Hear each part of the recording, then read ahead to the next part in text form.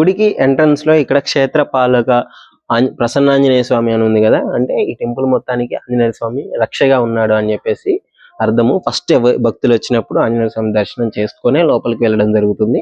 ఇంకా గొప్ప విషయాన్ని ఇప్పుడు మీకు ఈ గుడి ప్రత్యేకత, మెయిన్ ఈ గుడి ఇంత ప్రతిష్టత విశిష్టత ఉండడానికి గల కారణము అనంత పద్మనాభ స్వామి ఏకశిలా విగ్రహం. ఇప్పుడు ఆ శిలా విగ్రహాన్ని మీకు చూపించబోతున్నాను. మనకి ఎంట్రన్స్ ఇక్కడ చూస్తుంటే కనిపిస్తుంది కదా, ముందుగా ఆ పడగ విప్పి పడగ కింద పద్మనాభ స్వామి పడుకున్న స్ట్రక్చర్ మీకు క్లియర్ గా కనిపిస్తుంది. సో చూడొచ్చు, ఇవి చాలా గొప్ప ప్రతిష్టత. ఏకశిలా విగ్రహం, ఇంత పెద్ద విగ్రహము మనం తమిళనాడులో చూసుంటాము, అనంత పద్మనాభ స్వామి టెంపుల్లో చూసుంటాము. ఆ తర్వాత విజయవాడలో ఉంది అని చెప్పేసి పూజారి గారు చెప్పడం జరుగుతుంది.